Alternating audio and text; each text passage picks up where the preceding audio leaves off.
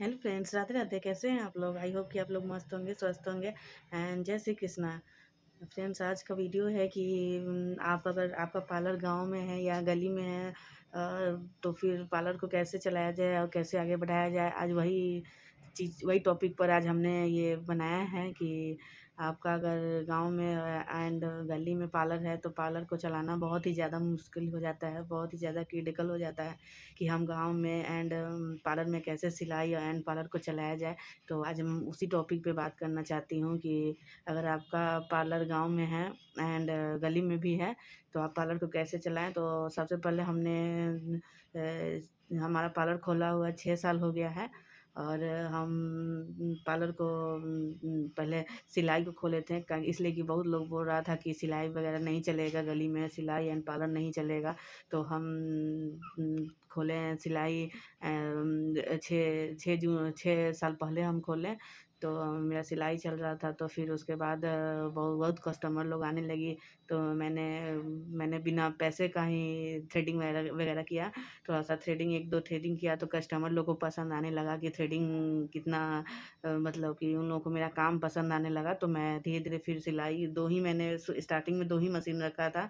और फिर मैं उसी से एक मशीन से मैं लड़की लोग को सिलाई सिखाया करती थी और एक मशीन से मैं खुद भी सिलाई करती थी। तो मैंने सिर्फ दो मशीन ही रखा था और मैंने कुछ दुकान में ज़्यादा कुछ नहीं रखा था, इसलिए कि हमसे मतलब अगल बगल बोला गया था कि ज़्यादा गली में पार्लर वगैरह नहीं चलता है और एंड सिलाई भी। तो मैंने बहुत सोच कर सिर्फ दो मशीन पर ही दुकान खोला अपना सिलाई का। एंड तो इस तरह से हमारा सिलाई करते करते फिर पार्लर का भी कस्टमर आने लगा। तो पार्लर लोग का डिमांड हो गया कि आप पार्लर का भी कुछ कुछ सामान रखिए एंड आपकी थ्रेडिंग बहुत अच्छी लगती है, आपका हाथ बहुत हल्का है, कट वगैरह कुछ भी नहीं लगता है। तो हमने सोचा कि चलिए, जब कस्टमर की डिमांड हो रही है तो मैं पार्लर का भी थोड़ा बहुत सामान रखती हूँ। तो मैंने फिर अगला साल से पार्लर का भी सारा सामान रखने लगी। तो कुछ कस्टमर लोग आने लगे, फिर ऐसे करते करते मैंने पूरा अपना देख सकते हैं कि पूरा मैंने अपना पूरा शॉप ही खोल दिया। ये रहा मेरा पूरा, मैंने धीरे धीरे करके पूरा दुकान खोल दिया पार्लर का भी, और सब कॉस्मेटिक वगैरह सब कुछ का मैंने सामान रखने लगी मैं। और फिर धीरे धीरे मेरा पार्लर अच्छे से चलने लगा। एंड फिर उसके बाद पार्लर भी अच्छे से चलने लगा था। तो मैंने फिर पीको वगैरह का भी डिमांड आने लगा कि आप पीको को करती हैं या नहीं। तो फिर मैंने पीको का मशीन रखा एंड फिर एक और बड़ी सी मशीन मैंने ले लिया। मेरे पास दो छोटा मशीन था उषा का, तो मैंने इसलिए कि अगर मान लीजिए कि अगर ऑफ सीज़न में आपका थ्रेडिंग वगैरह का, फेशियल वगैरह एंड बाल कटिंग का भी अगर कस्टमर नहीं आता है तो आपका सिलाई तो होता ही है, सिलाई का कस्टमर ज़रूर आएगा।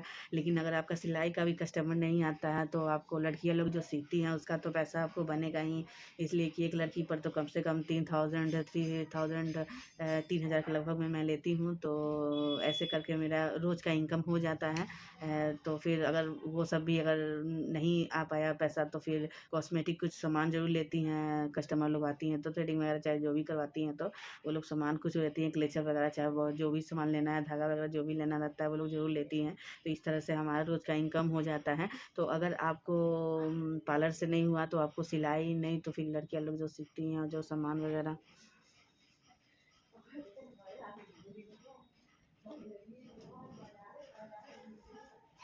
तो सामान वगैरह ज़रूर इसी टॉपिक पे मैंने सोचा जब मैं अपना आप बीती वीडियो आपको बताऊं कि मैं कैसे पार्लर में मतलब क्या क्या करती हूँ। Thank you so much.